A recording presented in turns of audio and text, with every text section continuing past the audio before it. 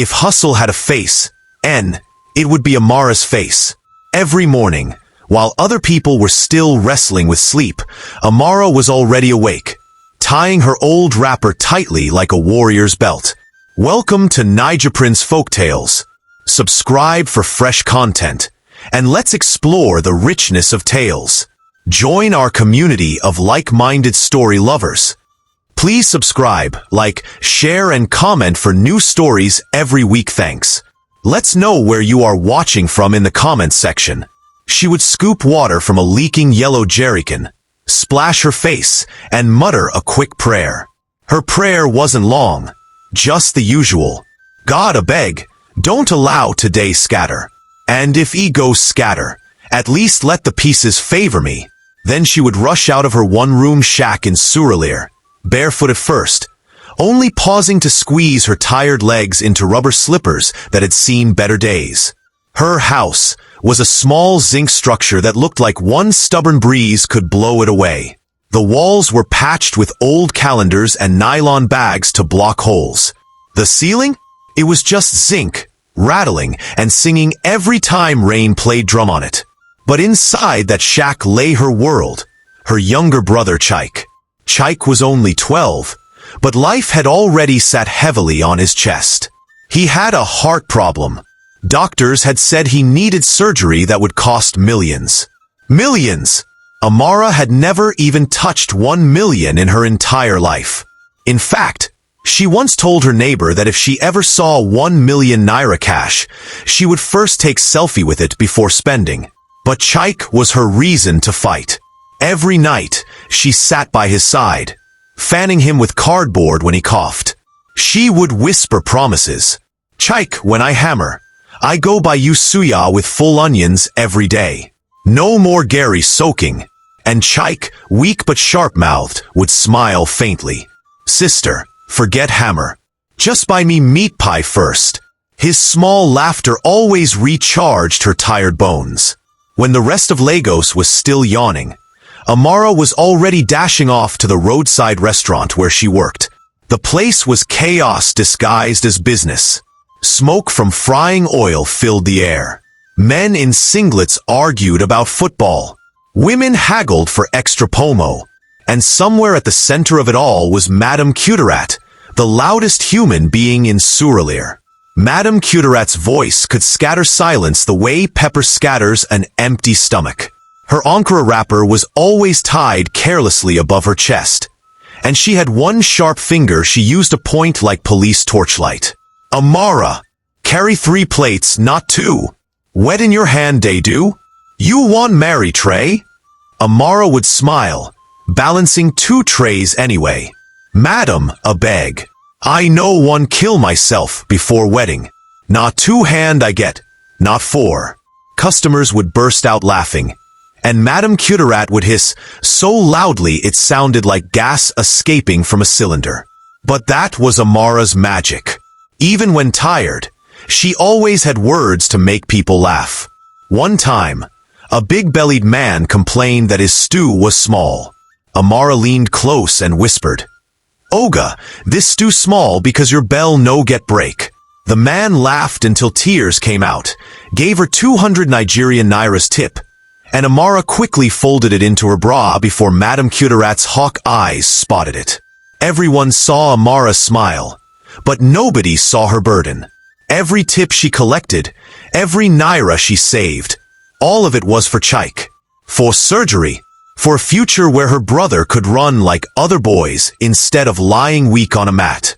Sometimes when the restaurant closed, and she was scrubbing greasy plates under the dim light of a smoky lantern, she would sigh deeply. Her friend Ngozi, another waitress, once asked, "Amara, you day always smile. How you day do am?" Amara just laughed.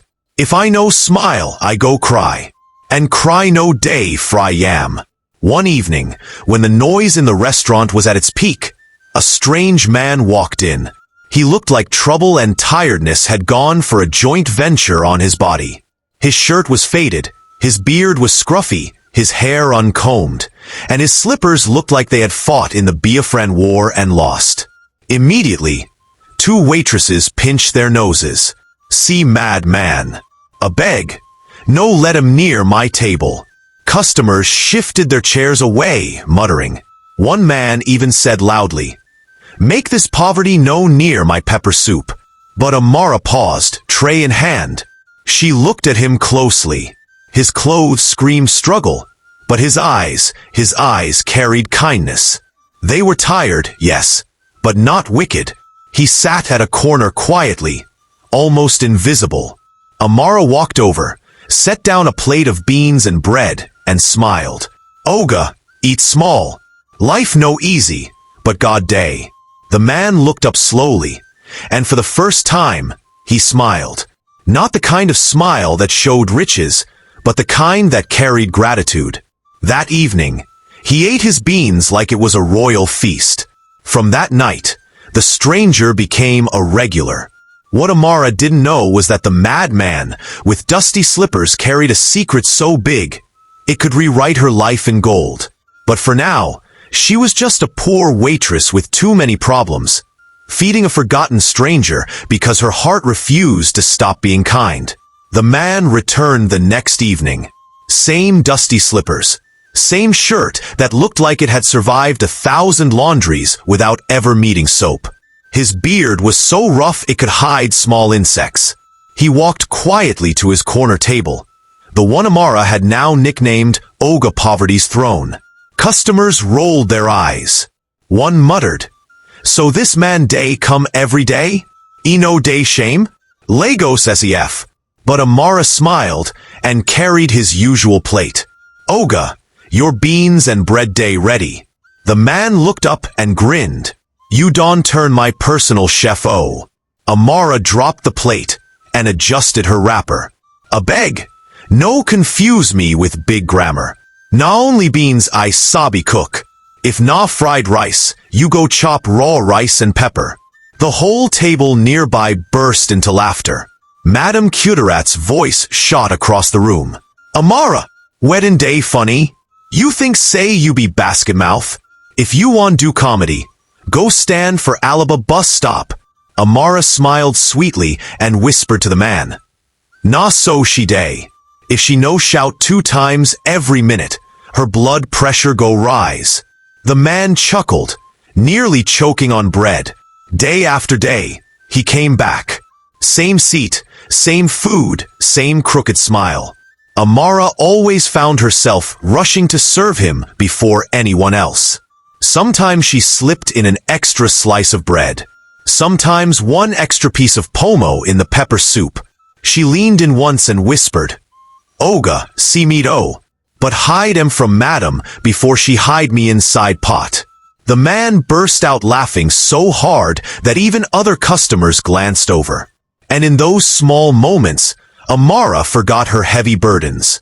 She forgot about Chike's weak coughs at night, and the millions she didn't have. She just laughed like a girl with no worries. One evening, after clearing a customer's table, Amara sat for a minute opposite him. She eyed him up and down. Oga, a beg no vex. When you day do before? The man smiled faintly. What makes you think I was doing anything? Amara folded her arms. Because your English day too neat for your slippers. And your eyes no be eyes of person way beg for bread all his life. Something day. He tilted his head, impressed. So you day study me? Amara hissed. A beg. I no get time. I just day observe. You resemble person way get gist, but no one talk. He laughed softly, saying nothing more. That night, Amara lay awake replaying their conversation. She told herself she was just curious. But deep down, she felt something off about him. Like there was a story locked behind those tired eyes. Of course, other waitresses had already sharpened their tongues. Amara don't fall in love with Bean's man, Ngozi said one evening. Better hurry marry am. 2 of una fit use poverty open shop. Hunger and sons. Amara rolled her eyes and shot back. At least him no go collect my money for betting shop like una boyfriends. Leave me and my beans customer alone. Customers burst into laughter. Ngozi carried face like burnt akara. The truth, of course, was far from what anyone imagined. The man's real name was Obinna. He wasn't just an ordinary wanderer. He was a billionaire. Owner of estates in Lekki, companies in Victoria Island, cars that could buy half of Suralere. But he was tired. Tired of fake smiles. Tired of women who measured love by wallet size. Tired of friends who only came when his money was involved. So he disappeared from that world, put on rags, and walked among people to see who would see him, not his money. And in the chaos of a roadside restaurant, he found Amara, the poor waitress who risked her madam shouting to sneak him extra meat and who laughed like poverty had no power over her. One particularly noisy evening, Obinna teased her again. "Amara, you too fine today here. Why you no go contest beauty pageant?" She burst into laughter so loud Madame Cuterat nearly dropped her ladle. "Oga a beg. Beauty pageant no day carry beans tray. And if dem give me crown, nah for who? Mosquito?" He chuckled. "Maybe I fit crown you one day." Amara narrowed her eyes. "Crown ko? Na biscuit crown you day talk abi na real one? Because as I day see you, na only Akara crown fit your budget." Customers nearby laughed until their pepper soup nearly spilled. But behind her sarcasm, her chest felt warm. Then suddenly, he stopped coming. One evening, Amara balanced her tray, scanning the room. No sign of him. The corner chair looked abandoned, like a widow in mourning. Maybe him day late, she thought. She kept glancing at the door, pretending not to care. But her chest felt heavy. The next day, the same. By the third day, Amara's restlessness was obvious. She kept staring at the chair until Madame Cuterat screamed, "Amara, if you romance that empty chair one more time, I go use it break your head." Customers roared with laughter. Amara hissed under her breath. "Better chair, SEF. At least chair no day shout." But when she looked again at the empty seat, her smile disappeared. Something about that man's absence disturbed her more than she wanted to admit. By the fourth day, the corner table looked like a graveyard. Empty, lonely, cold. Amara kept glancing at it until Madame Cuterat screamed from across the room. "Amara, if you look that chair one more time, I go use it break your head. Customers day here. You day romance empty seat." The whole restaurant burst into laughter. Amara hissed and muttered under her breath, "Madam, if na romance day worry me, na chair better pass your face." Unfortunately, she miscalculated her volume. "What did you just say?" Madame Cuterat's eyes widened. Amara froze. She smiled quickly. "I say, this stew day hot like chair." The customers laughed harder. Madame Cuterat hissed, so loudly it sounded like boiling kettle. That same evening, as Amara was packing plates, one stubborn customer raised his voice. "This my pepper soup get only one meat. When I order not two inside." Before Amara could speak, Madame Cuterat stormed out like a lioness. "You thief! So na why customers day always complain say meat day disappear from their food." Amara gasped. "God forbid! Madam me? Steal meat? I day even hide my own hunger." But Madame Cuterat wasn't listening. She jabbed her finger into Amara's chest. "Pack your things and go. From today, if I see your leg near this restaurant, na police I go call." The whole restaurant went silent. Amara stood there, tray trembling in her hand, tears threatening her eyes. She wanted to argue, to defend herself, but the humiliation was too much. Slowly, she untied her apron, dropped it on the counter, and whispered, "God day judge." Then she walked out, her shoulders heavy like she was carrying the whole Lagos traffic. When she got home, she sat beside Chike, who was lying weakly on their mat. "Chike," she whispered, "I know get work again." Her brother blinked. "Does that mean no food again?" Amara forced a laugh, even though her chest was breaking. Food go come. Na hunger way go fear us. Not the other way round. But hunger wasn't the only problem. By the weekend, their landlord arrived with his legendary cane. An old kiboko he carried around like staff of office. "Amara, bring my rent or bring your load outside," he shouted, beating the kiboko against the zinc wall. "Landlord, a beg, give me small time. I just lose my job." "Then lose your house too," he barked, dragging their small gonamusko bag out. Amara tried to pull it back. "Ah, Baba landlord, fear God small. God no be tenant here," he shouted. Neighbors gathered, gossiping like CNN reporters. Some pitied her, some just enjoyed the drama. In the end, the landlord flung their bag outside and banged the door. That was how Amara and Chike ended up at Ojalegba Motor Park, sleeping on a cold wooden bench. The first night was brutal. Mosquitoes sang louder than church choir. Buses honked through the night, and pickpockets eyed their gonamusko like it contained treasure. Amara wrapped her thin wrapper around Chike, holding him close. "My brother no cry. You go survive. Big sis no go give up. I fit break, but I no go scatter." Chike, weak as he was, whispered, "Sister, tell me joke." Amara wiped her tears and forced a grin. "Okay. If goat enter barbing salon, when he go tell barber?" Chike coughed weakly, shaking his head. Amara bleated. "He go say, a beg give me low cut meh?"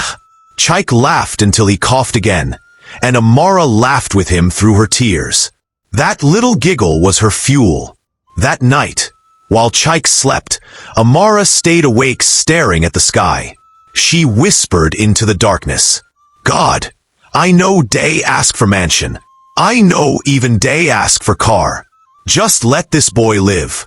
If you no one bless me, at least bless Am. Let him see tomorrow." She sighed deeply, her eyes wet. Little did she know, somewhere else in Lagos, the scruffy man she had been serving beans and bread, the one she thought had vanished, was preparing to return. And when he did, her life would never be the same again. The restaurant was its usual chaos. Men slurping pepper soup like life depended on it. Women haggling for extra pomo. Madame Cuterat's voice slicing through the air louder than the frying pan. Then the door opened. At first, nobody paid attention. They only noticed expensive Italian shoes stepping on the cracked tiles. Then came a tailored navy blue suit hugging broad shoulders. Then a wristwatch glittering like Christmas light. And finally, perfume that smelled like rich people problems. Heads turned. Spoons froze in midair. Waitresses almost dropped trays. Even Madame Cuterat blinked twice like her eyes were playing tricks. The man walked straight to the corner table. The same corner where a ragged, dusty stranger used to sit. He pulled out the chair like a king returning to his throne. Whispers flew around. "Jesus, not billionaire be this. See Rolex, if it pay my rent for 1 year. No be film we day watch so?" Madame Cuterat's voice suddenly softened like butter under sun. She adjusted her wrapper and waddled forward, almost bowing. "Oga, welcome, sir. Please, what will you eat?" "Anything you want. We go cook sharp. The man looked at her with calm, steady eyes. His voice was deep but gentle. "Where is the waitress who used to serve me here?" Madame blinked, confused. "Which one, sir?" "The one who always smiled. The one who paid for my food when I had nothing." Gasps erupted. Waitresses exchanged glances. Madame's mouth twisted. "You mean that Amara?" "Sir, forget her. She's useless. I fired her. She was even stealing meat." For the first time, Obina's face hardened. He stood slowly, his expensive suit glowing under the bulb. The whole restaurant held its breath. "You fired your only treasure," he said quietly. Then he turned and walked out, leaving the smell of his cologne and the weight of his words behind. The restaurant buzzed like a hive. Madame Cuterat almost collapsed on the stool, her mouth hanging open. From that night, Obinna became restless. He drove from street to street, describing Amara. Tall, slim waitress, always smiling, carries trays like a queen. Some people shrugged, some laughed. Oga, with all the women in Lagos, you day find one? But he didn't stop. He asked bus conductors, pure water sellers, even Okada riders. Lagos was big, but his determination was bigger. Finally, one night at Ojalegba Motor Park, he found her. The place was alive with noise. Buses honking, traders shouting. Ajij bread. Gala. Pure water. A broken lantern flickered weak light over the wooden benches. And there she was, Amara, curled up on a bench, wrapper barely covering her. Her hair rough, her face tired. She held Chike tightly against her chest like he was her last possession. Both of them looked like the world had chewed and spat them out. Obinna's chest tightened. He had seen poor people before, but seeing Amara, his Amara, like this broke something inside him. He walked closer, his shiny shoes splashing in the mud. He whispered, Amara. Her eyes fluttered open. At first, she didn't recognize him. The man before her was polished, glowing, dressed in wealth. But then she saw the eyes. Those same eyes she used to serve beans and bread. Her lips trembled. Brothers, is this really you? Obinna nodded, his eyes wet. Yes, Amara. It's me. The man you fed when the world mocked me. The man you gave kindness when you had nothing yourself. Tears rolled down her cheeks. But how? He knelt right there in the mud, his clean suit touching dirty ground. I was searching for love that was real. Not for money, not for fame. Just real love. And I found it in you. Chike stirred weakly in her arms, coughing. Obinna reached out and carried him gently, holding him like fragile glass. Come with me, Obinna said firmly. From today, you'll never sleep in the cold again. Amara looked at him, still shaking, but the sincerity in his voice wrapped around her like warm blanket. For the first time in months, her heart dared to hope. The ride from Ojalegba Motor Park felt like a dream. One moment, Amara was clutching Chike under a torn wrapper on a wooden bench. The next, she was sinking into the back seat of a sleek black SUV. The car's leather smelled richer than her entire landlord's compound. Chike lay on Obinna's lap, wrapped in a soft blanket one of the bodyguards had fetched. Amara kept staring, confused, shifting between shock and suspicion. Finally, she blurted, So, bros, you mean say, all this time, Billionaire Day hide inside those dirty slippers? Obinna chuckled softly, his hand gently stroking Chike's hair. Sometimes you have to hide gold in dust to know who truly values it. Amara shook her head, still in disbelief. Nawao. So me way day sneak you pomo for beans, na dangote's neighbor I day feed? He smiled. Not neighbor. Bigger. She eyed him, lips twitching. Bigger ku? Oga. A beg no overdue. If you like, tell me say na you get third mainland bridge. The bodyguard driving almost choked, trying not to laugh. At the private hospital, nurses rushed Chike into emergency care. Obinna signed papers with the ease of a man writing his signature on bread. Amara, on the other hand, was on her knees in the waiting room, muttering fast prayers. God, if this surgery fail, I swear I go drag you to court. Na me, and you go enter magistrate court one. Obinna sat beside her, placing a steady hand over hers. He will live, Amara. Believe me. Hours crawled like years. Finally, the doctor emerged smiling. The surgery was successful. Your brother will live a long, healthy life.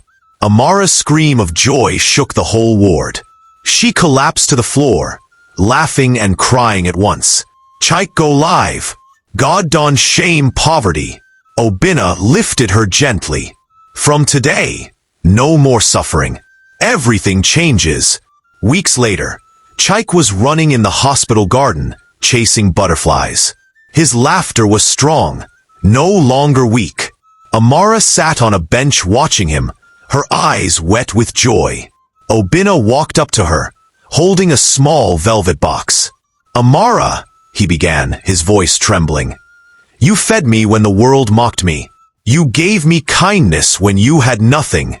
You showed me love without asking for anything. Let me give you everything now." He opened the box. Inside sat a diamond ring so bright it could blind mosquitoes. "Amara," he whispered, kneeling, "will you marry me?" Her mouth fell open. For once in her life, words failed her. She finally slapped his shoulder lightly, half laughing, half crying. "So after all my sufferhead, Nami go marry Billionaire? God, you too sweet." Everyone in the garden clapped as she shouted.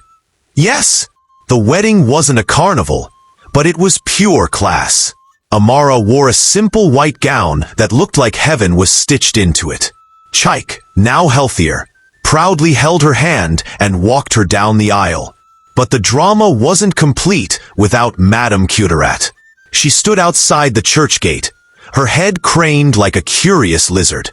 When she saw Amara stepping into a convoy of black SUVs, her wrapper almost fell. "Jesus! Nah, Amara, my former waitress?" When Amara smiled at her from the car window, Madame Cuterat fainted dramatically. One woman in the crowd fanned her with nylon pure water, whispering, "Madam, calm down. Better dawn pass you." That night, in their new mansion, Amara sat on the giant bed, still in awe. The chandelier above her looked like it could pay her old rent for 20 years. She leaned on Obinna's chest and teased, "So Billionaire in rags, promise me one thing. No more disappearing act. Next time you vanish, I go hunt you with kiboko." Obinna laughed, kissing her forehead. "Not in this life, my love. Not in this life." Chike's laughter echoed from the hallway, running freely for the first time in years. And Amara, the poor waitress who once fought mosquitoes at Ojalegba Motor Park, knew her suffering had ended. Love had found her in the most unexpected place, between beans, bread, and a man in dusty slippers. Thanks for watching. Please subscribe.